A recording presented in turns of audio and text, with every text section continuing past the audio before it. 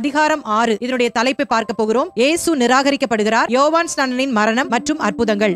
இப்ப என்ன சிச்சுவேஷன்ல அவர் இப்போ அவருடைய சொந்த ஊருக்கு வருகிறார். இங்க சூழ்ந்திருந்த ஜனங்களுக்கு ரொம்ப ஆச்சரியமாயிருச்சு. அவங்க என்ன சொல்றாங்க, இயேசு எப்படி தன்மேல் வந்த அந்த குற்றச்சாட்டுகளை இல்லாவிட்டால் தன்னை நிராகரிப்பதை எப்படி கையாளுகிறார் என்பதை தான் மீதமுள்ள வசனங்களை நம்ம பார்க்க. இயேசு கிறிஸ்துவால் அந்த நாசரேத்து பட்டணத்திலே அதிகமான அற்புதங்களை செய்ய முடியவில்லை. சில நோயாளிகளை மட்டும்தான் சுகமாக்கினாராம். ஏன் அப்படி ஆச்சு? இயேசு இப்படி ஆச்சரியப்பட்டதாக சொல்லப்படல. எப்படி சொல்லப்படல? தேவனுடைய சுவிசேஷத்தை அறிவிப்பதற்கு கவர்ச்சிகரமான உபகரணங்கள் தேவை கிடையாது. நியாய தீர்ப்புல வித்தியாசங்கள் இருக்கும். ஏரோது ராஜா அப்படின்னு இந்த இடத்துல குறிப்பிடப்பட்டிருக்கிறது யார்? ரெண்டு பேருக்கும் அந்த டைட்டில் கொடுக்கப்பட்டிருக்கு. ட்வின்ஸ் மாதிரி ரெண்டு பேரும் இருந்திருக்காங்க. சீஷர்கள் சொன்னது கரெக்டா தப்பா? நீங்களே சொல்லுங்களேன். ரொம்ப நேரமா மெசேஜ் கேட்டுட்டு இருக்காங்க. இயேசு என்ன பசியை பாக்குறாரு? ஆத்மாக்குரிய பசி தான் ஃபர்ஸ்ட் பாக்குறாரு. இப்ப இவங்க என்ன பாக்குறாங்க? இந்த ஒரு அற்புதம் தான் மத்தேயு, மார்க்கு, லூக்கா, யோவான் ஆகிய 4 புத்தகங்களும் இருக்கு. ஆனா இங்க இயேசு கிட்ட இருந்து நம்ம கத்துக்கணும். நம்ம கஷ்ட நேரத்துல எங்க போணுமா? உங்களை பார்த்து தான் ஆண்டவர் சொல்றாரு, திடன் கொள்ளுங்கள், நான் தான், பயப்படாதிருங்கள் என்று சொல்ற மாத்திரத்திலே உங்க கூட அவர் அந்த வாழ்க்கை பயணத்திலே அவர்கள் பிரயாணம் செய்ய ஆரம்பித்து விட்டார்.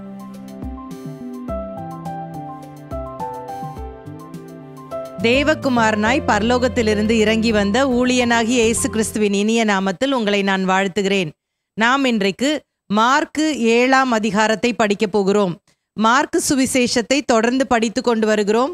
மார்க்கு சுவிசேஷத்துல மொத்தம் 16 அதிகாரங்கள் இருக்கிறது என்று சொல்லி நாம் பார்த்திருக்கிறோம். அதை எளிமையா படிக்கிறதுக்காக 3 பெரும் பிரிவுகளாக பிரித்து படித்து கொண்டு வருகிறோம். என்னென்னு சொல்லிடலாமா? ஆயத்தங்கள், ஆர்வங்கள், ஆபத்துக்கள், ப்ரிப்பரேஷன், பேஷன், பர்சிக்யூஷன். அதுல இன்னைக்கு 2வது பகுதியான அந்த ஆர்வங்கள், பேஷன் அப்படின்ற பகுதியை தான் நம்ம படிக்க போறோம். அதிகாரம் 7. இதனுடைய தலைப்பு என்ன? யூத பாரம்பரியங்களை குறித்ததான முரண்பாடான கருத்துக்கள் மற்றும் இயேசுவின் சுகமாக்கும் வல்லமை. இதுல 2 அற்புதத்தை பார்க்க போறோம். புறஜாதி ஸ்திரீயின் மகளுக்கு விடுதலை, கொன்னை வாயுடைய செவிடன் சுகம் பெறுதல். Chapter 7, controversies about Jewish traditions and the healing power of Jesus. A Gentile woman's daughter healed, the healing of a deaf and dumb man. இதுல முதல் பகுதியில 23 வசனங்கள் வரைக்கும் இயேசு எருசலேம் மத தலைவர்களால் குற்றம் சாட்டப்படுதல் அப்படின்ற தலைப்பின் கீழே நம்ம பார்க்க போறோம். ஒவ்வொரு வசனங்களாக வாசித்து அதை நம்ம தியானிக்கலாம். மார்க்கு 7ஆம் அதிகாரம் 1 மற்றும் 2ஆம் வசனம். எருசலேமிலிருந்து வந்த வேத பாரகரும் பரிசேயரில் சிலரும் அவரிடத்தில் கூடி வந்தார்கள். அப்பொழுது அவருடைய சீஷரில் சிலர் கழுவாத அசுத்த கைகளாலே போஜனம் பண்ணுகிறதை அவர்கள் கண்டு குற்றம் பிடித்தார்கள். இந்த பரிசேயர்களும் வேத பாரகர்களும் எங்கிருந்து வராங்கன்னு இங்க மார்க் எழுதுறாரு. எருசலேம்ல இருந்து வராங்க. எருசலேம் அப்படின்னு சொல்லும் பொழுது நம்ம அடிக்கடி நம்முடைய பாடங்கள் நம்ம படித்து கொண்டு வருகிறோம். எருசலேம்ல தான் தேவாலயம் இருக்குது. இந்த யூத ஜனங்களுக்கு ஒரு ஹெட் குவார்ட்டர்ஸ் மாதிரி இருந்தது எருசலேம். எருசலேம்ல இருந்து யாராவது வராங்க அப்படின்னா அது மிகவும் முக்கியத்துவம் வாய்ந்தவர்கள் என்று சொல்லி அர்த்தம். இப்ப ஏன் இந்த வேத பாரகர்களும் பரிசேயர்களும் வராங்க அப்படின்னு சொன்னா, ஏற்கனவே மார்க் 3ஆம் அதிகாரத்துல நம்ம பார்த்தோம். எருசலேம்ல இருந்து ஒரு குழுவை அவர்கள் அனுப்பினார்கள். அவங்க என்ன பண்ணாங்க? இயேசுவின் அற்புத அடையாளங்களை பார்த்துவிட்டு இயேசு பிசாசுகளை துரத்துகிறதை பார்த்து அவங்க என்ன சொன்னாங்க? இயேசுவை பெயல்செபூல், பிசாசுகளின் தலைவன் என்று சொல்லி குற்றம் சாட்டினார்கள். இவங்க கண்டிப்பா போய் என்ன பண்ணிருப்பாங்க? எருசலேம்ல போய் ரிப்போர்ட் பண்ணிருப்பாங்க. இதை அடிப்படையாக வைத்து கொண்டு இன்னொரு பேட்சை அனுப்புறாங்க. அவங்க தான் இப்ப படிக்கிறதான இந்த வேத பாரகர்களும் பரிசேயர்களும். எதற்காக இந்த எருசலேம் தேவாலயத்திலிருந்து இப்படிப்பட்ட நபர்களை அந்த நாட்கள்ல அனுப்பினார்கள் அப்படின்னு சொன்னா, அந்த நாட்கள்ல கள்ள தீர்க்கதரிசிகள், கள்ள போதகர்கள், கள்ள மேசியாக்கள் வந்த நாட்கள். அப்ப இவங்க அவங்களுடைய அந்த யூத ஜனங்களை தீட்டுப்படுத்தி விடக்கூடாது, டிஃபைல் பண்ணிடக்கூடாது அப்படின்ற ஒரு நல்ல எண்ணத்தோடு தான் இப்படி செக் பண்ணுவாங்க. யாராவது ஒரு ப்ராஃபட் வந்தாங்க அப்படின்னா இவங்க வேதத்தின்படி சரியானவர்களா அப்படின்னு சொல்லிட்டு பார்ப்பதற்காக அவர்கள் இந்த காரியங்களை செய்வது வழக்கம். ஆனால் இந்த இடத்துல நம்ம பார்க்கும் பொழுது இயேசுவை எப்படி செக் பண்றாங்க அப்படின்னா, வேதத்தின் அடிப்படையில் அவங்க செக் பண்ணல, அவங்க பாரம்பரியங்களை வைத்து செக் பண்றத பார்க்கலாம். இப்ப இயேசுவை இவர்கள் சோதிக்க வேண்டும் என்று சொன்னால் அவங்க என்ன பண்ணணும்? கர்த்தருடைய வார்த்தையையும் இயேசுவையும் கம்பேர் பண்ணி பார்க்கணும். ஆனா இப்ப அவங்களுக்கு ஏற்கனவே இயேசுவை குறித்ததான ஒரு தப்பான அபிப்பிராயம் வந்துவிட்டது. இவர் பெயல்செபூலினால் பிசாசுகளை துரத்துகிறார். ஸோ இந்த பின்னணியோடு கூட தான் அவங்க வராங்க. அதனால அவர்களுடைய எண்ணமெல்லாம் எப்படியாவது இயேசுவையும் அவருடைய சீஷர்களையும் குற்றம் சாட்டணும். ஸோ இந்த இடத்துல நம்ம பார்க்கும் பொழுது என்ன குற்றம் சாட்டுறாங்க? இயேசுவின் சீஷர்கள் கை கழுவாம சாப்பிட்றாங்க அப்படின்ற அந்த குற்றச்சாட்டை வைக்கிறதை பார்க்கலாம். இதை தொடர்ந்து இந்த வசனங்களை வாசிக்கும் பொழுது நம்ம என்ன பார்க்கிறோம் அப்படின்னா, 3ஆம் வசனத்திலிருந்து, ஏனெனில் பரிசேயர் முதலிய யூதர் அனைவரும் முன்னோர்களின் பாரம்பரியத்தை கைக்கொண்டு அடிக்கடி கை கழுவினால் ஒழிய சாப்பிட மாட்டார்கள். இங்கே தெளிவாக மார்க்கு எழுதுகிறார், முன்னோர்களின் பாரம்பரியம். ஏன் இந்த முன்னோரின் பாரம்பரியம் அப்படின்னு சொல்லிட்டு எழுதுறார் அப்படின்னா, பொதுவாக யூத ஜனங்கள் அடிக்கடியாக தங்களுடைய கைகளை கழுவி கொள்ளுவார்கள். இதனால தெருக்களின் ஓரங்கள்ல பெரிய பெரிய கற்களால் ஆள தொட்டிகளை வச்சிருப்பாங்களாம். அவங்களுக்கு திடீர்னு அவங்க அசுத்தமா இருக்கிறதா அவங்க நினைச்சாங்க அப்படின்னா உடனடியாக வந்து தங்கள் கைகளையும் கால்களையும் கழுவி கொள்வார்கள்.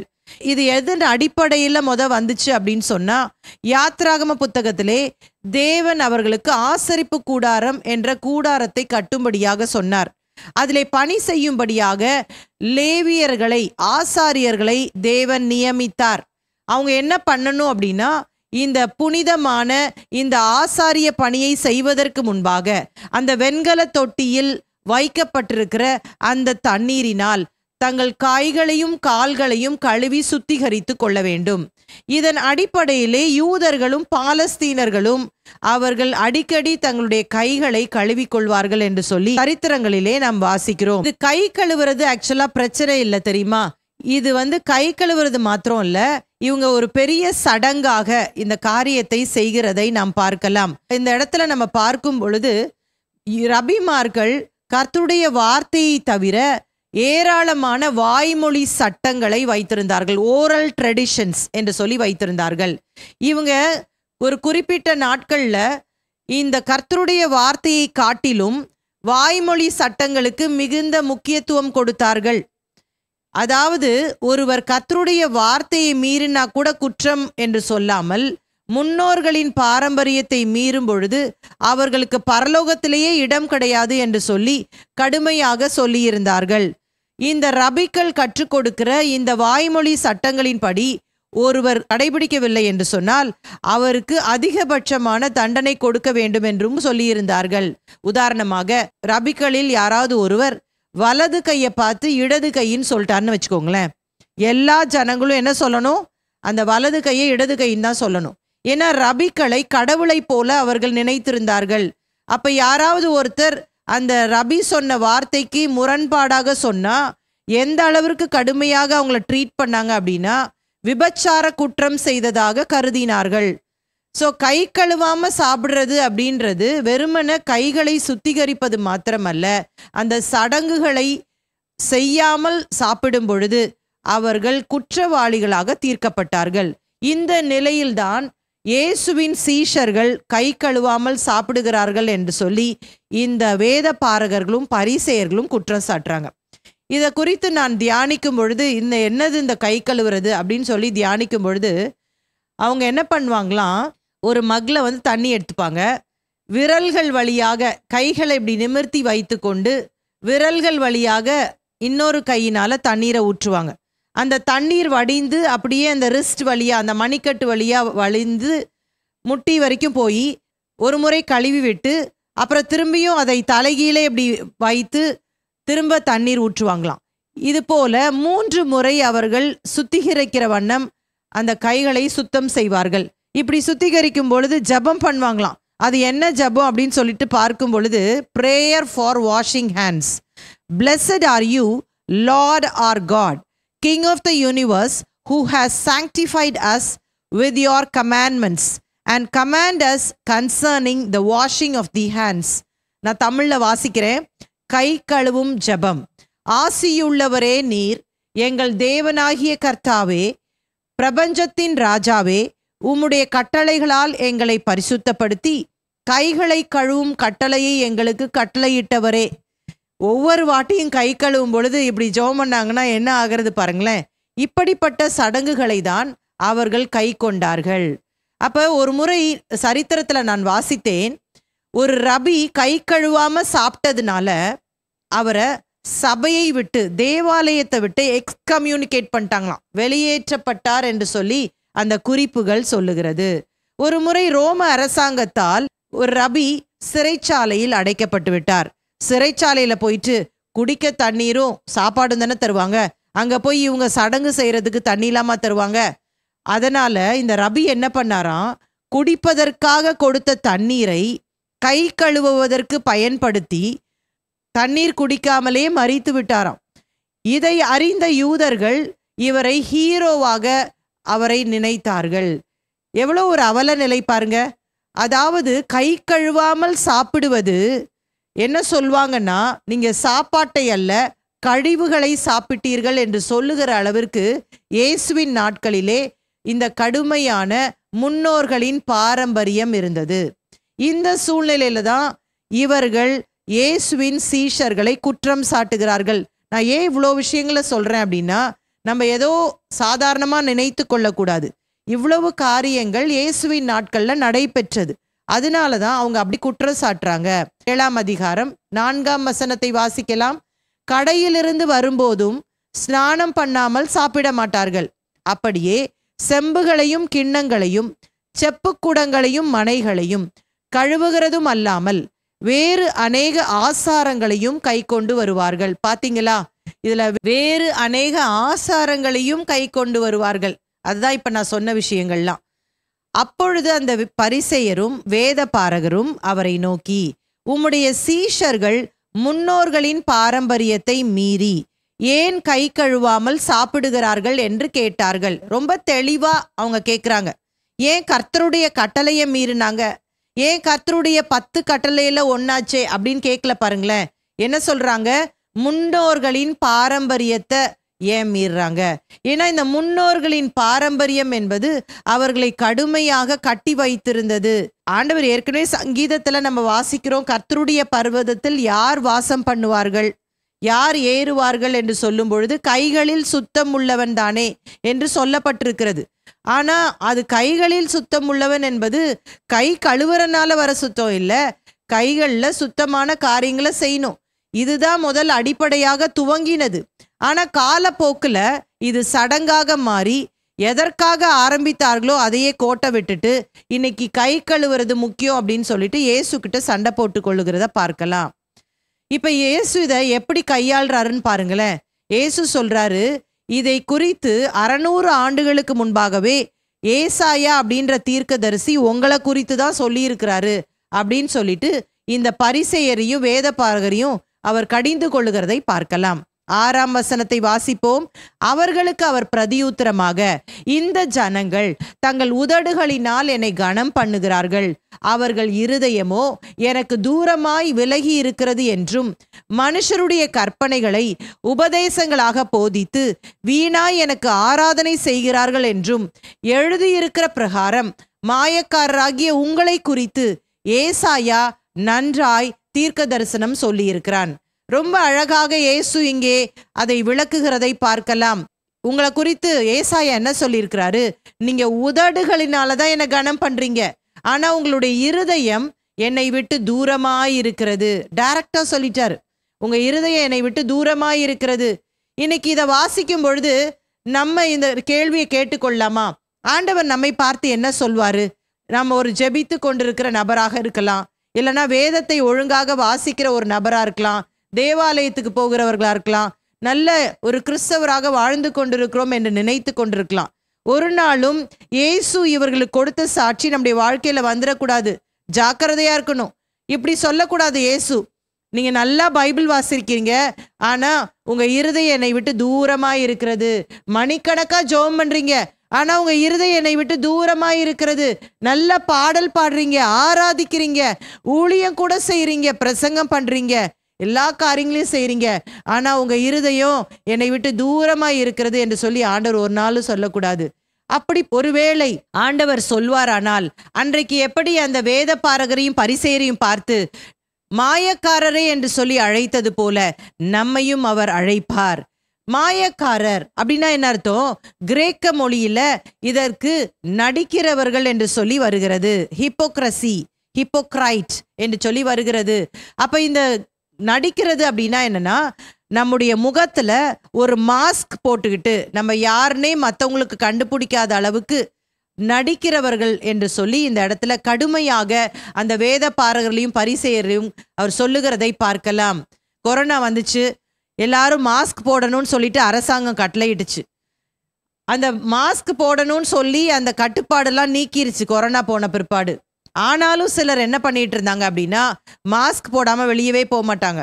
ஏனென்று சொன்னால் அந்த மாஸ்க் போடுறது அவங்களுக்கு ரொம்ப கன்வீனியண்டா இருந்துச்சு. அவங்கள யாருன்னு மற்றவங்களுக்கு தெரியாம அவங்க வாழணும்னு நினைக்கிறாங்க.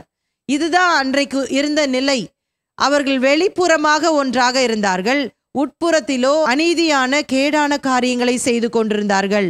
இதை இயேசு இங்கே கடிந்து கொள்ளுகிறதை பார்க்கலாம். இன்றைக்கும் பாருங்களேன், மனிதர்களுடைய பாரம்பரியங்களை சுட்டி காட்டிட்டா அவங்களுக்கு ரொம்ப கோபம் வந்துடும். நிறைய வேளையிலே நிறைய நபர்களோடு கூட நான் பேசி இருக்கிறேன். பாரம்பரியத்தை மட்டும் சுட்டி காட்டிட்டாங்கன்னு வச்சுக்கோங்களேன், அவங்க நமக்கு பகையாளியா மாறிடுவாங்க. கிறிஸ்தவர்களுக்குள்ள பல பிரிவினர்கள் இருக்கிறாங்க இல்லையா? ஆர்சி ரோமன் கேத்தலிக் இருக்கிறாங்க, சிஎஸ்ஐ என்று சொல்லுகிறவர்கள் இருக்கிறார்கள், மெத்தடிஸ்ட், ஆங்கிலிக்கன், இன்னும் பெண்டிகாஸ்டல்ஸ் என்று சொல்லுகிற இன்னும் பல பிரிவினர்கள் இருக்கிறாங்க. ஆயிரக்கணக்கான பிரிவினர்கள் இருக்கிறார்கள். இவர்களுடைய வேலையே என்னன்னா, ஒருத்தரை குற்றம் சாட்டிப்பாங்க. இவங்க அவங்கள குற்றம் சாட்டுவாங்க, அவங்க இவங்கள குற்றம் சாட்டுவாங்க. ஆனால் இதை உற்று கவனித்தால் ஒவ்வொரு பிரிவினர்களுக்குள்ளும் பலவிதமான பாரம்பரியங்கள் இருக்கிறது என்பதை ஏற்றுக்கொண்டுதான் ஆக வேண்டும். ரோமன் கத்தோலிக்கர்கள் எடுத்துக்கொண்டா அவங்களுக்கு நிறைய பாரம்பரியங்கள் வச்சிருக்கிறாங்க. சிஎஸ்ஐ அப்படின்னு எடுத்துக்கொண்டா அவர்களுக்கு பாரம்பரியங்கள் வைத்திருக்கிறார்கள். இன்னும் மெத்தடிஸ்ட், ஆங்கிலிக்கன், லுத்தரன், பெண்டிகாஸ்டல்ஸ் எடுத்துக்கிட்டோன்னா அதுலேயும் ஏராளமான பாரம்பரியங்கள் இருக்கத்தான் செய்கிறது.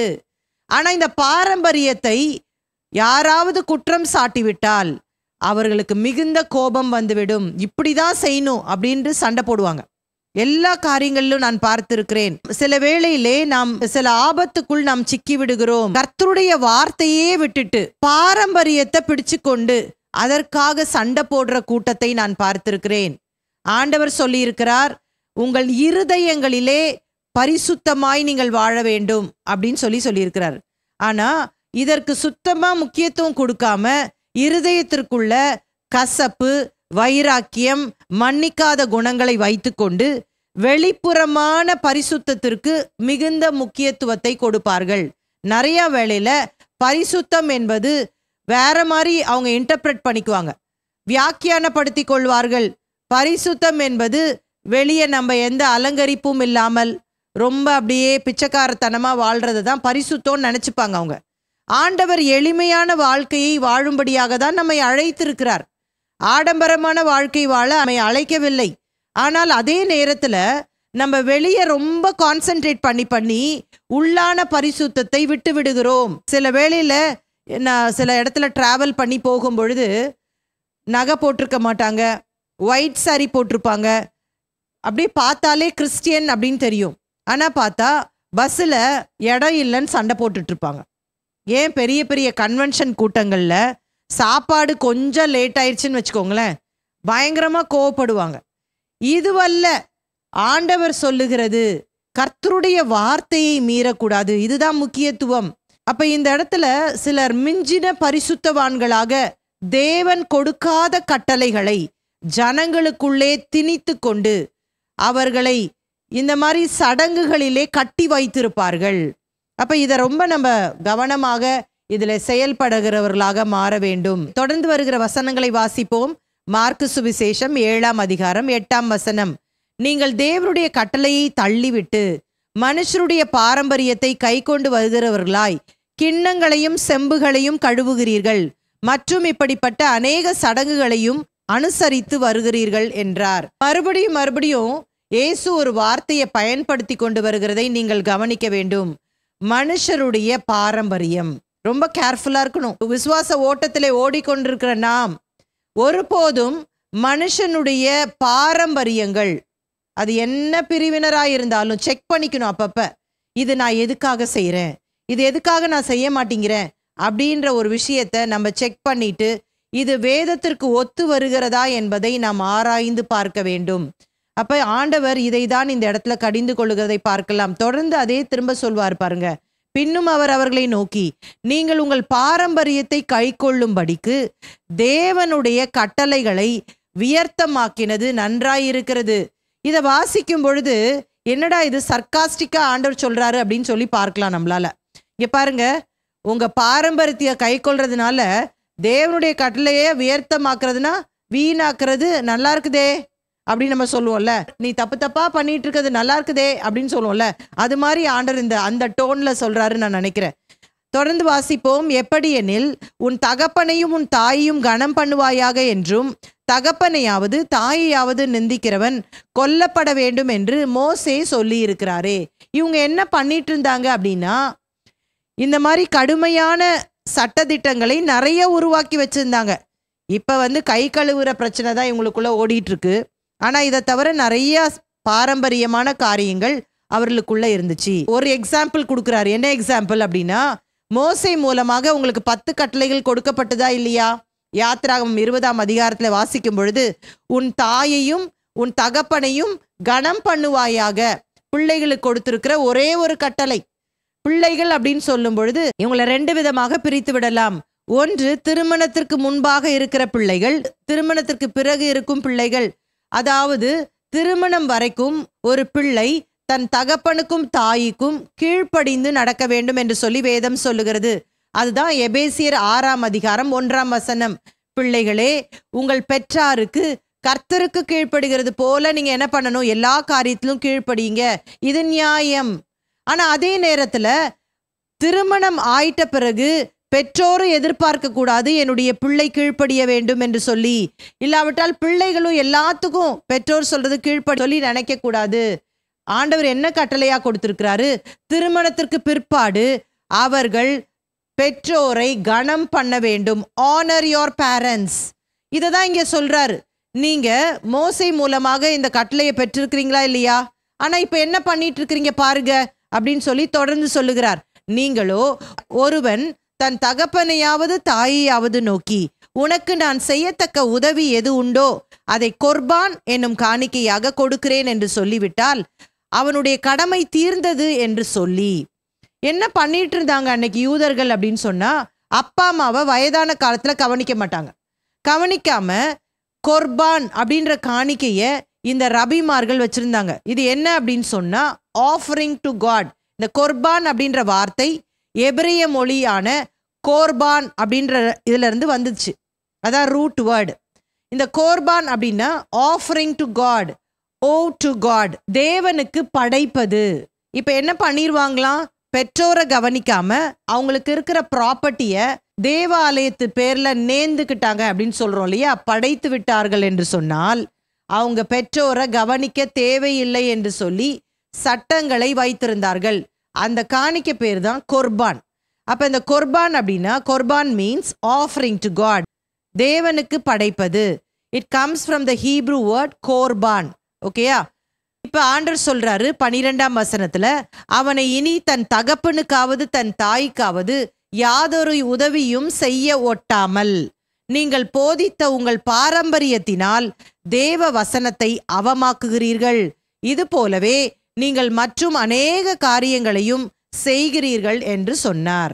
அப்ப பாருங்க, அவங்க பாரம்பரியத்தினால ஜனங்களை கட்டி வைத்திருந்தார்கள். நம்ம ரொம்ப ஜாக்கிரதையா இருக்கணும். அடிக்கடி நம்ம சொல்லிட்டே இருக்கிறோம், பாரம்பரியத்துல ஒரு நாளும் கட்டப்பட்டிருக்க கூடாது. கர்த்தர் நம்மை விடுவித்திருக்கிறார் எல்லா காரியங்களிலிருந்து, பாவத்திலிருந்து, பாரம்பரியத்திலிருந்து விடுவித்திருக்கிறார். ஆகவே மறுபடியும் இந்த பாரம்பரியம் அப்படின்றதுல சிக்கிவிடக்கூடாது. நமக்கு இப்ப கர்த்தருடைய வார்த்தை இருக்கிறது. இதை எப்படி நம்ம சரியா கையாளலாம் அப்படின்னு சொன்னா, ஏதாவது ஒரு காரியத்தை நம்ம செய்யறோம்னு வச்சுக்கோங்களேன், ஆவியானவர் நமக்குள்ள இருக்கிறார். அதை நம்ம எல்லாருமே உணர வேண்டும். ரட்சிக்கப்பட்ட ஒவ்வொருவருக்குள்ளும் பரிசுத்த ஆவியானவர் வாசம் பண்ணுகிறார். பரிசுத்த ஆவியானவருக்கு நம்மை விட்டு கொடுக்கும் பொழுது அவர் நம்மை சரியான பாதையிலே நம்மை நடத்துவார். மற்ற பாரம்பரியங்கள் நம்மளை கட்டி வைக்காதபடிக்கு பரிசுத்த ஆவியானவர் நம்மளை வழி நடத்துவார். மற்றவங்க நம்மளை சில சமயம் ப்ரெஷர் பண்ணுவாங்க பாருங்க, இந்த காரியத்தை செஞ்சுதான் ஆகணும், இப்படி செய்யலைன்னா நீ நரகத்துக்கு போயிடுவ, இப்படி காரியங்களை செய்யலைன்னா நீ இந்த மாதிரி ஆண்டவர் உன்னை அடிச்சிருவாரு, இப்படிப்பட்ட காரியங்கள்ல இருந்து நம்ம ஜாக்கிரதையா இருக்கணும். கர்த்தருடைய வார்த்தையை நாம் கனப்படுத்த வேண்டுமே தவிர மனுஷருடைய பாரம்பரியங்களை நாம் ஒரு நாளும் ஏற்றுக்கொள்ளவே கூடாது. சில பிரிவினர்கள்ல நான் பார்த்திருக்கிறேன், நீண்ட நேர ஜெபம், அதிகமா ஜெபம் பண்ணாதான் ஆண்டவர் அதிகமா என்ன பண்ணுவாரு? ஆசீர்வதிப்பார். நீண்ட நேர ஜெபம் பண்ணலாம். ஆண்டவரோடு கூட நிறைய நேரம் யார் ஒருவர் செலவழிப்பாங்க அப்படின்னு சொன்னா, இயேசுவை நேசிக்கிறவர்கள் அவரோடு கூட அந்த உறவிலே நீண்ட நேரம் இருந்துட்டே தான் இருப்பாங்க. அதுவல்ல அந்த காரியம். அதாவது மனுஷருடைய பார்வைக்காக நீண்ட நேரம் ஜெபிக்கணும். நீண்ட நேரம் ஜெபிக்கலைன்னா ஆண்டவர் ஜெபத்தை என்ன பண்ண மாட்டார்? கேட்க மாட்டார். இதுதான் பாரம்பரியங்கள், இதுதான் கட்டுகள். இதை இப்படி ஜனங்களை சொல்லி சொல்லி சொல்லி கட்டி வைத்திருப்பார்கள். கிறிஸ்தவம் என்பது அது ரிலேஷன்ஷிப், உறவு.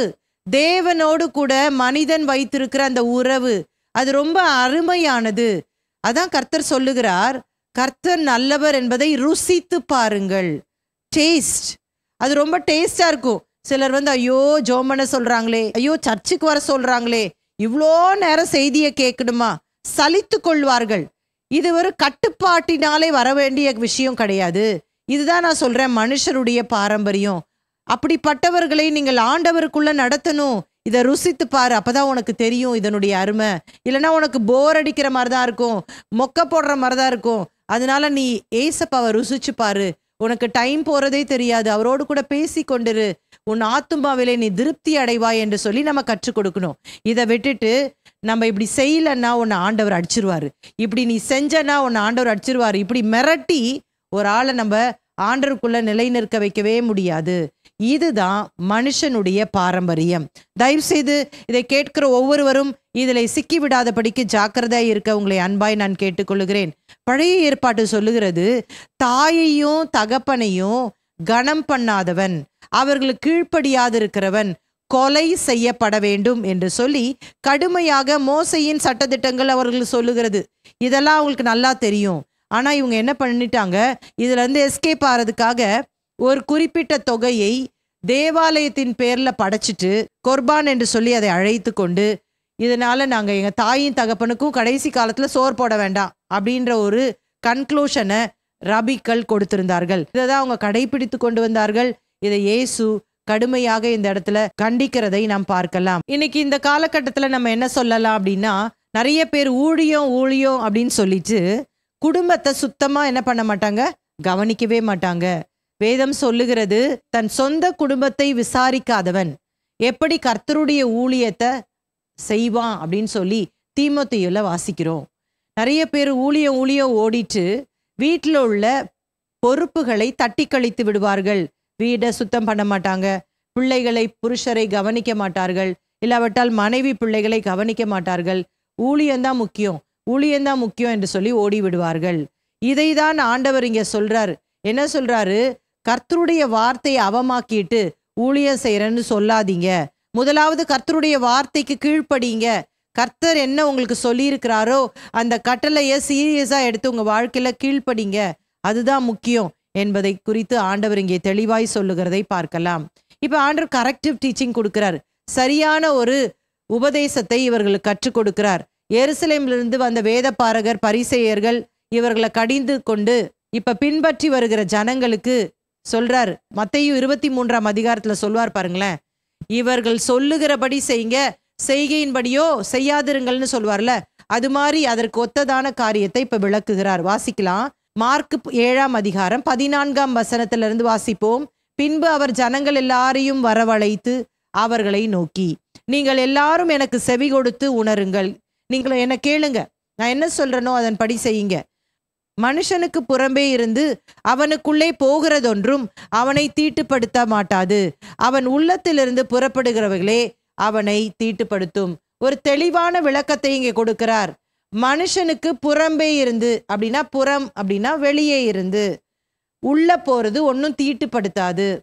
இத காரியத்தை சொல்லும் பொழுது நம்ம நினைச்சுக்க கூடாது வெளியே இருந்து போற எல்லாமே அப்படின்னு நம்ம யோசிக்க கூடாது. இப்ப உதாரணமா மொபைல் போன் பார்க்கிறோம், அது வெளியில இருந்து தான் என்ன பண்ணுது, மொபைல் போன் நம்ம கண்கள் மூலமாக நம்ம உள்ளத்திற்குள் போகுது. அப்ப கெட்ட கெட்ட விஷயங்களை பார்க்கும் பொழுது ஆண்டவர் சொல்லிட்டாரு, வெளியே இருந்து உள்ள போறது ஒண்ணுமே தீட்டுப்படுத்தாது. அதனால என்னென்ன விஷயங்கள் வேணா மொபைல்ல பார்க்கலாம், என்னென்ன கெட்ட காரியங்கள் வேணா பார்த்துக்கலாம். அப்படி கிடையாது. இதை எதை பத்தி நம்ம பேசிட்டு இருக்கிறோம்? கை கழுவாமல் சாப்பிடுவதை குறித்து. அப்ப நம்ம சாப்பாடு பத்தி பேசிட்டு இருக்கிறோம். அதை ஞாபகத்துல வச்சுக்கணும். அப்ப கை கழுவாம சாப்பிடுறதுனால உங்க ஆத்துமாவை அது கெடுக்க போவதில்ல. ஆனா அதே நேரத்துல உள்ளத்துல இருந்து வெளியே வர்றதுதான் உங்க ஆத்துமாவை கெடுக்கும் என்பதை இங்கே விவரித்து சொல்லுகிறதை பார்க்கலாம். 16, 17 வாசிப்போம். கேட்கிறதற்கு ஒருவன் காதுள்ளவனாயிருந்தால் கேட்க கடவன் என்றார். அவர் ஜனங்களை விட்டு வீட்டுக்குள் பிரவேசித்த போது அவருடைய சீஷர்கள் அவர் சொன்ன உவமையை குறித்து அவரிடத்தில் விசாரித்தார்கள். ஆண்டவருடைய ஸ்டைலே அதான். பிரசங்கம் பண்ணும்போது கடைசியா என்ன சொல்லிடுவாரு? கேட்கிறதற்கு காதுள்ளவன் கேட்க கடவன். அப்படின்னா என்ன அர்த்தம்? எல்லாருக்குமே காது இருக்குது. ஆனா நீங்க யார் ஒருவர் இதை சீரியஸா எடுத்து நீங்க லிசன் பண்றீங்களோ அவங்களுக்கு ஆசீர்வாதம் உண்டு. என்னை பின்பற்றுகிற ஒவ்வொருவருக்கும் அதற்கான ஆசீர்வாதம் உண்டு என்பதை தான் இங்கே விவரிக்கிறார். இப்ப இயேசு இதெல்லாம் சொல்லிட்டு வீட்டுக்கு போயிடுறாரு. வீடு அப்படின்னு சொல்லும்பொழுது ஞாபகம் வச்சுக்கணும், எங்க போறாரு? கப்பர்நகூம்ல பேதுருவோட வீட்டுல தானே தங்கி இருக்கிறாரு, அங்க போறாரு. அப்ப இப்ப சீஷர்களுக்கு ஒரே கன்ஃபியூஷன், ஒரு பக்கம் பயம் கூட இருந்திருக்கும் நான் நினைக்கிறேன். எருசலேம்ல இருந்து இந்த வேத பாரகரும் பரிசேயரும் வந்தாங்க. இயேசு இப்படி டப்புன்னு நோஸ்கட் பண்ணி அனுப்பிட்டாரு. என்ன போய் ரிப்போர்ட் பண்ண போறாங்களோ தெரியல. இதனால நமக்கு கூட பெரிய சிக்கல் வரப்போகுது. நம்மளும் இயேசு கூட தானே இருக்க போறோம். ஆனாலும் இவர்கிட்ட யார் சொல்றது? ஆனா இது என்னன்னு தான் நம்ம தெரிஞ்சுக்கணும் அப்படின்னு சொல்லிட்டு இந்த உவமையை குறித்த விளக்கத்தை இயேசு கிட்ட கேட்கிறாங்க. அதான் பின்வரும் வசனங்கள். மார்க்கு சுவிசேஷம் 7ஆம் அதிகாரம் 18, 19. அதற்கு அவர், நீங்களும் இவ்வளவு உணர்வில்லாதவர்களா? புறம்பே இருந்து மனுஷனுக்குள்ளே போகிறதொன்றும் அவனை தீட்டுப்படுத்த மாட்டாதென்று நீங்கள் அறிந்து கொள்ளவில்லையா? அது அவன் இருதயத்தில் போகாமல் வயிற்றிலே போகிறது. அதிலிருந்து எல்லா போஜனங்களின் அசுத்தங்களையும் கழிக்கிற ஆசன வழியாய் நீங்கி போகும். ஆண்டவர் இப்ப ரொம்ப சின்ன பிள்ளைக்கு சொல்லி கொடுக்குற மாதிரி சொல்லித்தரார். எப்படி நம்முடைய சாப்பாடு ஜீரணம் ஆகுதுன்னு ரொம்ப சிம்பிளா சொல்லித்தரார். இங்க பாருங்க, சாப்பிட்டா என்ன ஆகும்? உங்களுடைய தொண்டை வழியா வயிற்றுக்கு போகும். அது அங்க டைஜஸ்ட் ஆகி நல்ல காரியங்கள்லாம் உங்க உடம்புல உறிந்து கொண்டு வேஸ்ட் எல்லாம் ஆசன வழியாக வெளியே போயிடும். இது உங்களுக்கு தெரியாதா? இது இன்னுமா உங்களுக்கு புரியாம இருக்கு அப்படின்னு சொல்லிட்டு அவர் சொல்றாரு, மனுஷனுக்குள்ளே இருந்து புறப்படுகிறதே மனுஷனை தீட்டுப்படுத்தும். எப்படியெனில் மனுஷருடைய இருதயத்துக்குள்ளிருந்து பொல்லாத சிந்தனைகளும் விபச்சாரங்களும் வேசித்தனங்களும் கொலை பாதகங்களும் களவுகளும் பொருளாசைகளும் துஷ்டத்தனங்களும் கபடும் காம விகாரமும் வன்கண்ணும் தூஷணமும் பெருமையும் அதிகேடும் புறப்பட்டு வரும். பொல்லாங்கானவைகளாகிய இவைகளெல்லாம் உள்ளத்திலிருந்து புறப்பட்டு மனுஷனை தீட்டுப்படுத்தும் என்றார். இப்ப ரொம்ப தெளிவா எக்ஸ்பிளைன் பண்றாரு. இங்க பாருங்க, கை கழுவாம சாப்பிட்றதுனால அது ஒரு நாளும் உங்க ஆத்துமாவை அது கெடுத்து போடுவதில்லை. வேணா என்ன ஆகும்? நீங்க கை கழுவாம சாப்பிட்றதுனால ஒருவேளை அசுத்தமான காரியங்களை சாப்பிடும் பொழுது அஜீரண கோளாறு சரியா செமிக்காம ஒருவேளை உங்க வயிற்று போக்கு வரலாம், வாமிட் வரலாம், சரீரத்தை தான் அது பாதிக்கும். ஆனால் உங்களுடைய இருதயம் எப்படி இருக்குன்னா, கண்டிஷன் ஆஃப் யுவர் ஹார்ட், உங்க இருதயத்தினுடைய கண்டிஷன் என்ன அப்படின்னா, என்ன சொல்றாரு? 13 விதமான காரியங்களை சொல்றாரு. பொல்லாத சிந்தனை, விபச்சாரம், வேசித்தனம், கொலைபாதகம், களவு, பொருளாசை, துஷ்டம், கபடு, காமவிகாரம், வன்கண், தூஷணம், பெருமை, மதிகேடு. ஒருவேளை நீங்க சொல்லலாம், இதெல்லாம் நான் ஒன்றும் பண்றது கிடையாது, நான் எங்க பொல்லாத சிந்தனையெல்லாம் நான்லாம் சிந்திக்கிறது இல்லை, நான் எங்க விபச்சாரம் பண்ணேன், வேசித்தனம் பண்ணேன், கொலையெல்லாம் யாருக்கும் பண்ணலையே அப்படின்னு நீங்க நினைக்கலாம். ஆனா பொருளாசை, எவ்வளோ பணம் பணம் பணம் என்று சொல்லி நம்ம ஓடுகிறோம். இந்த உலகத்தினுடைய பொருட்களுக்காக கவலைப்படுகிறோம். ஐயோ எனக்கு சொத்து வேணும், இந்த காரியத்தை செய்யணும், நான் பெரிய பணக்காரனா மாறணும். அப்ப அது என்னது? பொருளாசை. பண ஆசையே எல்லா தீமைக்கும் வேறாயிருக்கிறது என்று சொல்லி வேதம் சொல்லுகிறது. பாருங்க, அடுத்தது பெருமை. எத்தனை காரியங்களை பெருமைப்பட்டிருக்கிறோம். பிள்ளைகளை ஒழுங்கா வளர்த்துட்டாலே அதுலயே ஒரு பெருமை, பெரிய பெருமை. அவனும் வளர்த்துருக்கிறான் பாரு, என்ன வளர்த்துருக்கிறான், நான் சூப்பரா என் பிள்ளைகளை வளர்த்துருக்கிறேன், என் பிள்ளைங்க என்ன மாதிரி படிக்கிறாங்க, செம்ம மூளை, புத்திசாலி பிள்ளைங்க, எங்க பிள்ளைங்க அறிவாளிங்க. இப்படி பல பெருமைகள் நம்ம குடும்பத்தை குறித்து, நம்முடைய அழகை குறித்து, நம்முடைய பின்னணியை குறித்து ரொம்ப பெருமை. அப்ப இது எல்லாமே இருதயத்துக்குள்ள இருந்தா வெளியே வருது. இந்த காரியங்கள் மனுஷனை தீட்டுப்படுத்தும் என்பதை இயேசு இங்கே விளக்கி சொல்லுகிறதை பார்க்கலாம். சீஷர்களே, கை கழுவாம சாப்பிடுறது வெறும் சரீரத்தை மட்டும்தான் பாதிக்கும். ஆனா நீங்க இப்படிப்பட்ட சிந்தையோடு கூட இப்படிப்பட்ட காரியங்களோடு கூட வாழ்வீர்கள் என்று சொன்னால் அது உங்க ஆத்துமாவையே கெடுத்துவிடும், மனுஷனை அதுதான் தீட்டுப்படுத்தும் என்று சொல்லி தீட்டுள்ளதுக்கும் தீட்டில்லாததற்கும் உள்ள வித்தியாசத்தை இங்கே காண்பிக்கிறதை பார்க்கலாம். அதை தான் மறுபடியும் மறுபடியும் நான் சொல்றேன். வெளிப்புறமான அலங்காரத்தை காட்டிலும், வெளியில நான் அது பண்ணல இது பண்ணல, நம்ம உள்ளத்திற்குள் மன்னிக்காத சுவாபம், வைராக்கியம், அன்பில்லாத காரியங்கள், சண்டைகள், பகைமைகள், கோபங்கள், இப்படிப்பட்ட காரியங்களை வைத்திருப்போம் என்று சொன்னால் நம்ம வெளியே செய்யறது எல்லாமே வேஸ்டா போயிடும். அதை தான் இங்க ஆண்டவர் சொல்லுகிறதை பார்க்கலாம். தொடர்ந்து நம்ம ஒரு அற்புதத்தை படிக்க போறோம். மார்க்கு 7ஆம் அதிகாரம் 24 31 வசனம் வரைக்கும். இயேசு கிரேக்க ஸ்திரீயின் மகளை சுகமாக்குதல். இது ஏற்கனவே மத்தேயு சுவிசேஷம் படிக்கும் பொழுது இந்த அற்புதத்தை குறித்து மத்தேயு 15ஆம் அதிகாரத்துல விளக்கமா படிச்சிருக்கிறோம். இங்க மார்க் என்ன எழுதுறாரு அப்படின்றத பார்க்க போறோம்.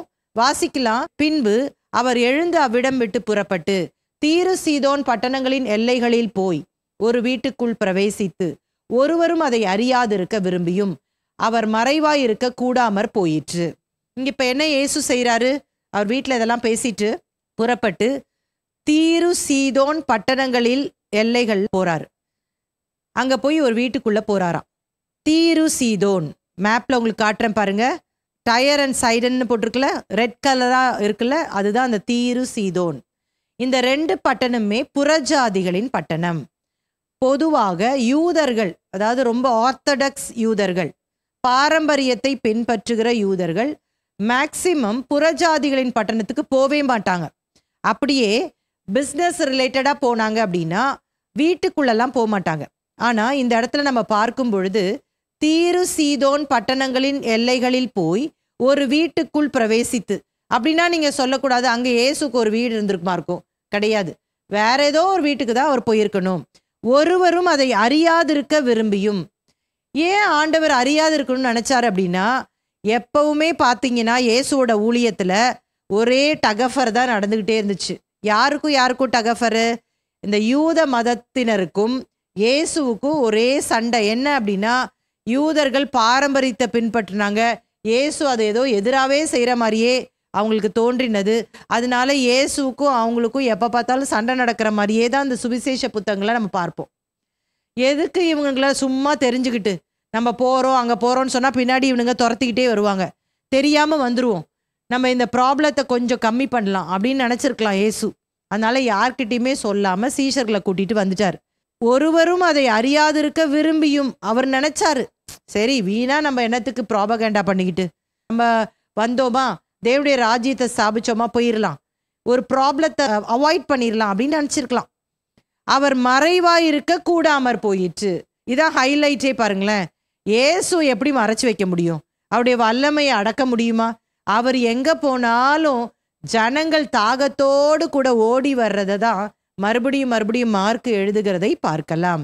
இதை குறித்து இன்னும் நாம் பார்க்கும் பொழுது, ஏன் யூதர்கள் புறஜாதிகள் பட்டணத்துக்கு போக மாட்டாங்க அப்படின்னா, இப்ப நம்ம முந்தின பகுதியில பார்த்தோம், தீட்டானதொன்ற சாப்பிட மாட்டாங்க, கை கழுவாம சாப்பிட மாட்டாங்க. கை கழுவாம சாப்பிட்டா அதே தீட்டு. அதை தாண்டி லேவியராகமம் 11ஆம் அதிகாரத்துல இவர்களுக்கு உணவு சட்டதிட்டங்களை ஆண்டவர் கொடுத்திருந்தார் இல்லையா, அதை கோஷேர் என்று சொல்லி அழைத்தார்கள். இன்றைக்கு வரைக்கும் யூதர்கள் அந்த கோஷேர் முறைப்படி தான் உணவு சாப்பிடுவாங்க. அந்த விலக்கப்பட்ட எந்த உணவுகளையும் சாப்பிட மாட்டாங்க. இன்னைக்கு கிறிஸ்தவர்களாய் மாறிவிட்ட நமக்கு அது இல்லை. இஸ்ரவேல் ஜனங்களுக்கு தான் அது பழைய ஏற்பாட்டில் கொடுக்கப்பட்டது, சரிங்களா? அதை வச்சுட்டு சிலர் பிரசங்கம் பண்ணிட்டு இது சாப்பிடாத அது சாப்பிடாத அப்படின்னு இன்னும் இந்த மனுஷனுடைய பாரம்பரியம் மாதிரி இதுலேயும் ஒரு கட்டுப்பாடு. ஒழுங்கா பைபிளே வாசிக்கிறது இல்லை. அதனால தான் மற்றவங்க சொல்றதை அப்படியே பிளைண்டா நம்பி நம்மளே கஷ்டப்படுத்திக்கிறோம். இப்ப கிறிஸ்தவர்களாகிய நாம எப்படி சாப்பிடணும் அப்படின்னா, நமக்கு செட் ஆகாத, நம்ம சரீரத்திற்கு ஒவ்வாத உணவுகளை நம்ம சாப்பிடக்கூடாது, அவ்வளவுதான். Very simple. அதை விட்டுட்டு நீ இது சாப்பிட்டேன்னா பரலோகத்துக்கு போக முடியாது, நரகத்துக்கு தான் போவ, இது பைபிள்ல போட்டிருக்கு, இது சாப்பிடக்கூடாது, இப்படிலாம் நம்ம என்ன பண்ணக்கூடாது, மனுஷனை பயமுறுத்தக்கூடாது, சரிங்களா?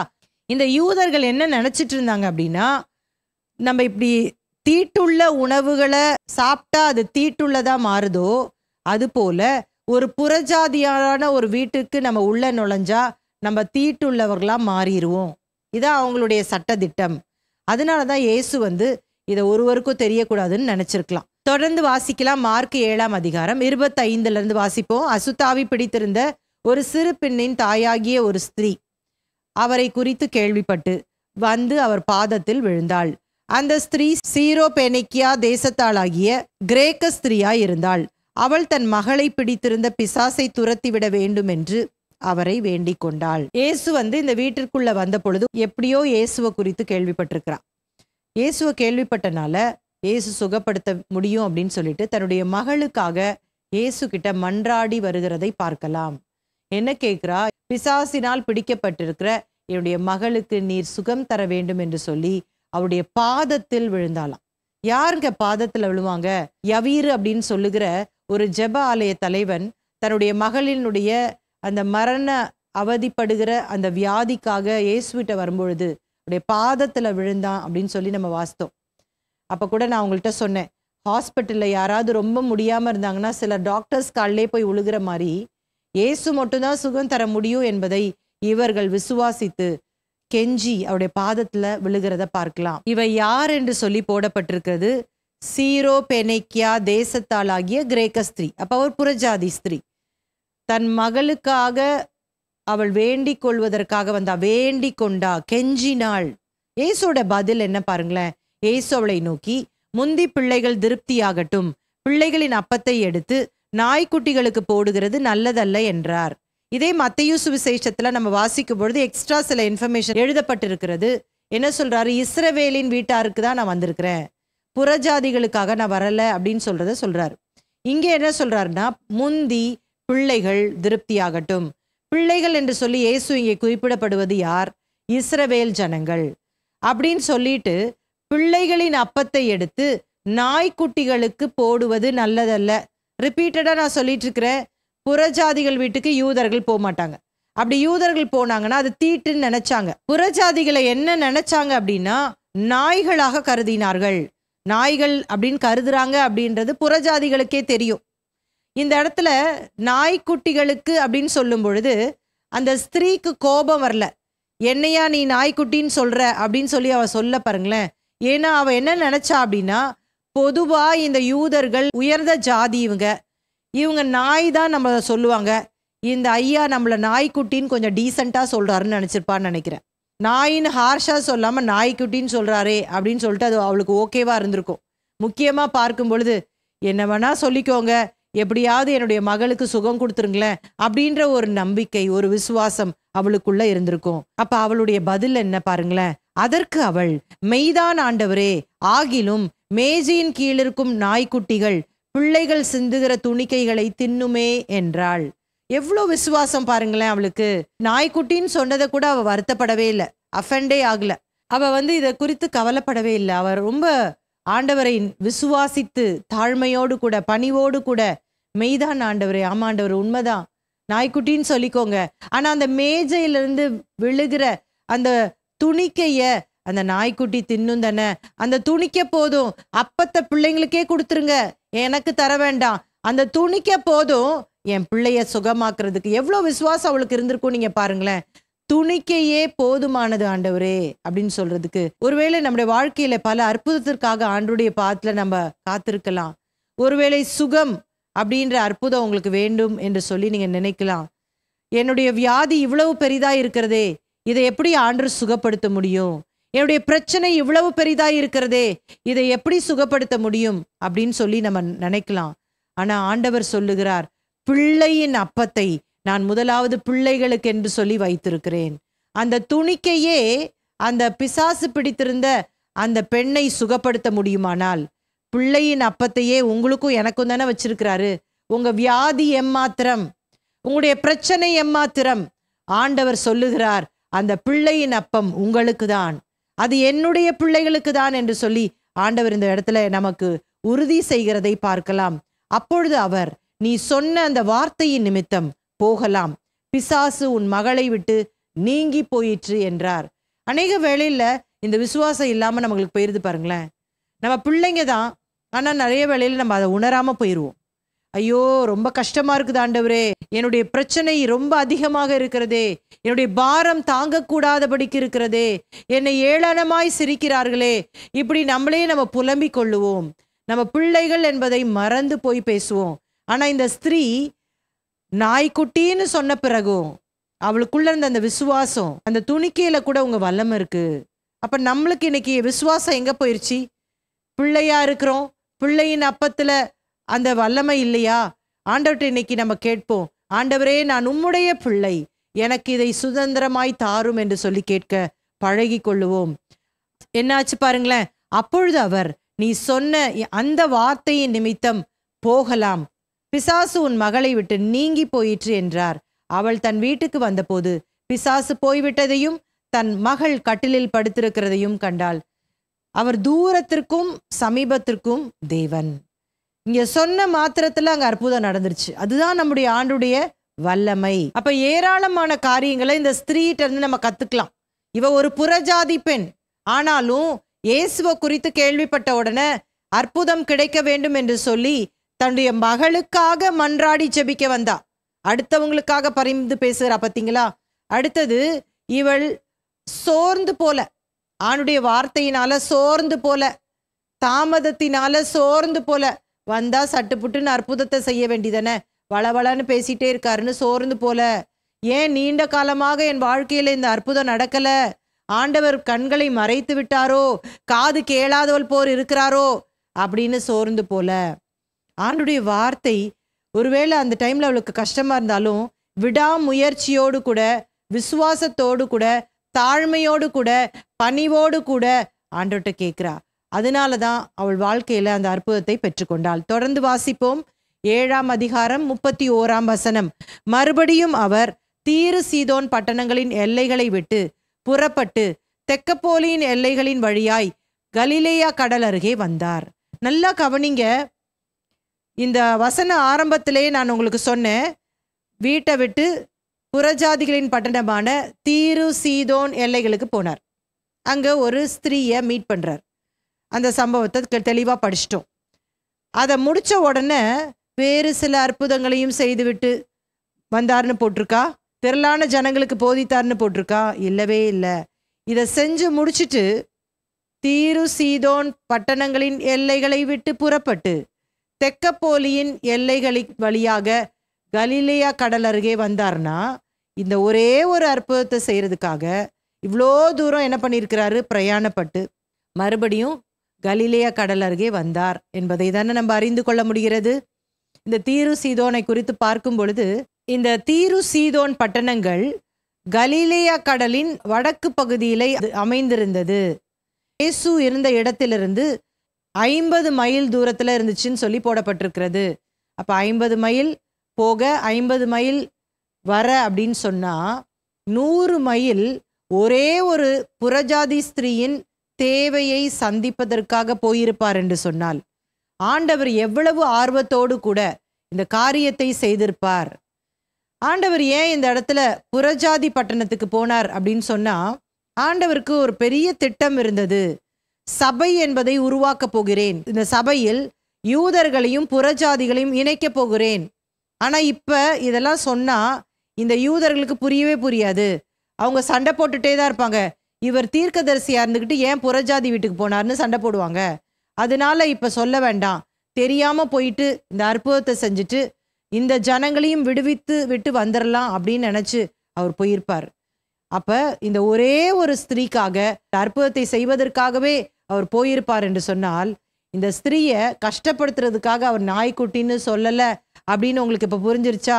தொடர்ந்து வருகிற வசனத்தை வாசிப்போம். மார்க்கு சுவிசேஷம் 7ஆம் அதிகாரம் 32 36 வரைக்கும். இயேசு கொன்னை வாயுடைய செவிடனை சுகமாக்குதல், அந்த சம்பவம் எழுதப்பட்டிருக்கு. விரைவாக முதல்ல நம்ம சம்பவத்தை வாசித்தரலாம், அப்புறம் அதுக்குரிய விளக்கத்தை பார்க்கலாம். அங்கே கொன்னை வாயுடைய ஒரு செவிடனை அவரிடத்தில் கொண்டு வந்து அவர் தமது கையை அவன் மேல் வைக்கும்படி வேண்டிக் கொண்டார்கள். இப்ப இந்த இடத்துலையுமே நம்ம பார்க்கும் பொழுது வேறு யாரோ ஒருவர் இவனை கூட்டிட்டு வந்து அவன் மேல் கை வைக்கும்படி சுகப்படுத்தும்படி வேண்டிக் கொண்டார்கள். அப்ப மன்றாட்டு ஜபத்துக்கு இது இன்னொரு ஒரு உதாரணம் என்று சொல்லி நம்ம எடுத்துக்கொள்ளலாம்.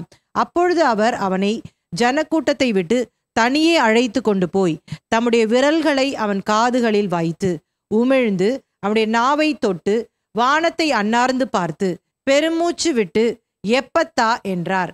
அதற்கு திறக்கப்படுவாயாக என்று அர்த்தமாம். உடனே அவனுடைய செவிகள் திறக்கப்பட்டு அவனுடைய நாவின் கட்டும் அவிழ்ந்து அவன் செவ்வையாய் பேசினான். இவங்களையும் நம்ம பார்க்கும் பொழுது வேண்டிக் கொண்டார்கள் என்று சொல்லி தான் பார்க்குறோம். அப்ப கெஞ்சினார்கள் என்று சொல்லி நம்ம எடுத்துக்கொள்ளலாம். அப்ப பிறர் ஒருவருடைய சுக வாழ்வுக்காக நம்ம ஆண்டவர் சமூகத்துல கெஞ்சி ஜெபிக்க வேண்டும். அப்பொழுது கர்த்தர் அற்புதம் செய்வார் என்பதை நாம் இதன் மூலமாக அறிந்து கொள்ளுகிறோம்.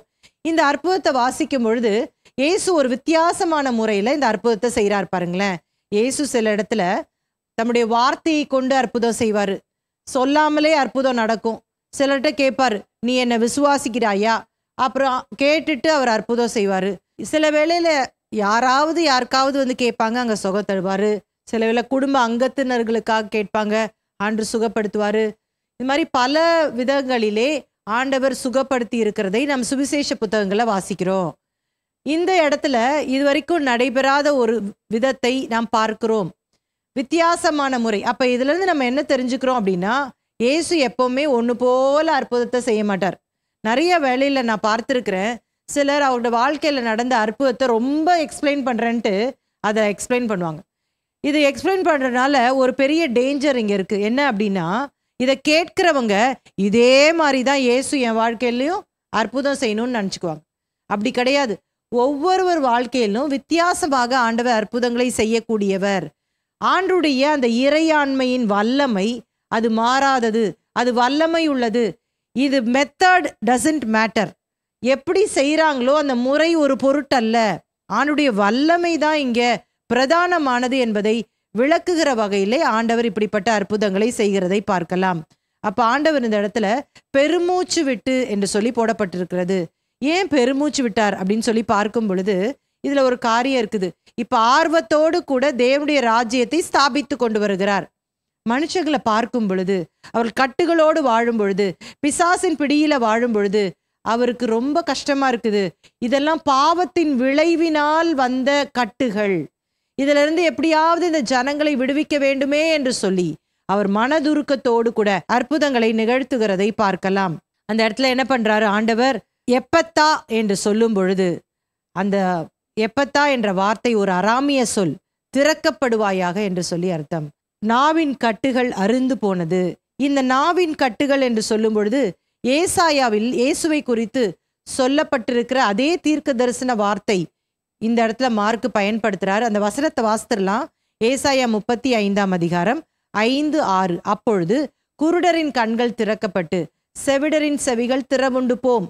அப்பொழுது முடவன் மானை போல் குதிப்பான், ஊமையன் நாவும் கெம்பீரிக்கும். வனாந்திரத்திலே தண்ணீர்களும் கடுவெளியிலே ஆறுகளும் பாய்ந்தோடும். ஒரே ஒரு வார்த்தை மாத்திரம் நான் இங்கே சுட்டிக்காட்ட விரும்புகிறேன். ஊமையன் நாவு கெம்பீரிக்கும். நாவின் கட்டு அவிழ்ந்தது என்று சொல்லி நான் சொன்னேன். ஆனால் இந்த இடத்துல ஊமையின் நாவு கெம்பீரிக்கும் அப்படின்னா என்ன அர்த்தம்?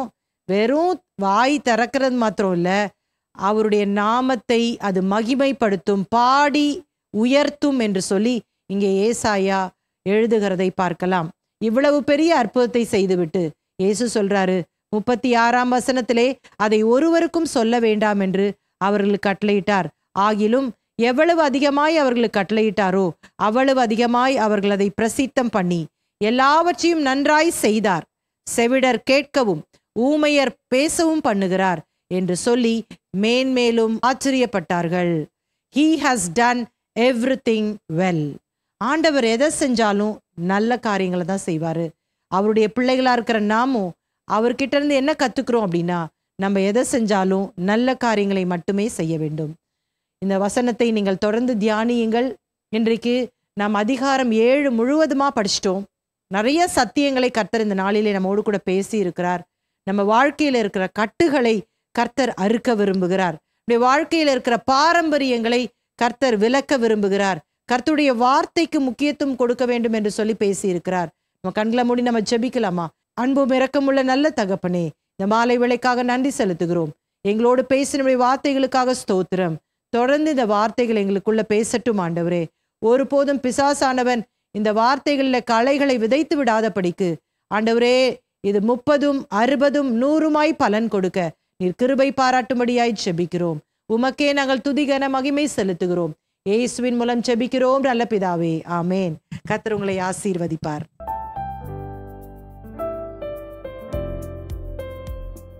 அதிகாரம் 7. இதனுடைய தலைப்பு என்ன? யூத பாரம்பரியங்களை குறித்ததான முரண்பாடான கருத்துக்கள் மற்றும் இயேசுவின் சுகமாக்கும் வல்லமை. இயேசுவை எப்படி செக் பண்றாங்க அப்படின்னா, வேதத்தின் அடிப்படையில் அவங்க செக் பண்ணல, அவங்க பாரம்பரியங்களை வைத்து செக் பண்றத பார்க்கலாம். ஏன் இந்த முன்னோரின் பாரம்பரியம் அப்படின்னு சொல்லிட்டு எழுதுறாரு அப்படின்னா, இது வேதத்திற்கு ஒத்து வருகிறதா என்பதை நாம் ஆராய்ந்து பார்க்க வேண்டும். பிள்ளைகள் அப்படின்னு சொல்லும் பொழுது இவங்களை 2 விதமாக பிரித்து விடலாம். அப்ப இந்த குர்பான் அப்படின்னா, பரிசுத்த ஆவியானவருக்கு நம்மை விட்டு கொடுக்கும் பொழுது அவர் நம்மை சரியான பாதையிலே நம்மை நடத்துவார். கிறிஸ்தவம் என்பது அது ரிலேஷன்ஷிப், உறவு. இப்ப ஆண்டவர் கரெக்டிவ் டீச்சிங் கொடுக்கிறார். உள்ளத்துல இருந்து வெளியே வரதுதான் உங்க ஆத்துமாவை கெடுக்கும் என்பதை இங்கே விவரித்து சொல்லுகிறதை பார்க்கலாம். உங்க இருதயத்தினுடைய கண்டிஷன் என்ன அப்படின்னா, இப்ப கிறிஸ்தவர்களாகிய நாம எப்படி சாப்பிடணும் அப்படின்னா, நாய்க்குட்டிகளுக்கு அப்படின்னு சொல்லும் பொழுது அந்த ஸ்திரீக்கு கோபம் வரல. எவ்வளவு விசுவாசம் அவளுக்கு இருந்திருக்கும் நீங்க பாருங்களேன். துணிக்கையே போதுமானது ஆண்டவரே அப்படின்னு சொல்றதுக்கு, இந்த ஒரே ஒரு அற்புதத்தை செய்யறதுக்காக இவ்வளோ தூரம் என்ன பண்ணிருக்கிறாரு? பிரயாணப்பட்டு கலிலேயா கடல் அருகே வந்தார். இந்த இடத்துலயுமே நம்ம பார்க்கும் பொழுது வேறு யாரோ ஒருவர் இவனை கூட்டிட்டு வந்து அவன் மேல் கை வைக்கும்படி சுகப்படுத்தும்படி வேண்டிக் கொண்டார்கள். அப்ப மன்றாட்டு ஜபத்துக்கு இது இன்னொரு ஒரு உதாரணம் என்று சொல்லி நம்ம எடுத்துக்கொள்ளலாம். எப்படி செய்யறாங்களோ அந்த முறை ஒரு பொருட்டல்ல, ஆண்டுடைய வல்லமை தான் இங்க பிரதானமானது. ஆண்டவர் எதை செஞ்சாலும் நல்ல காரியங்களை தான் செய்வாரு.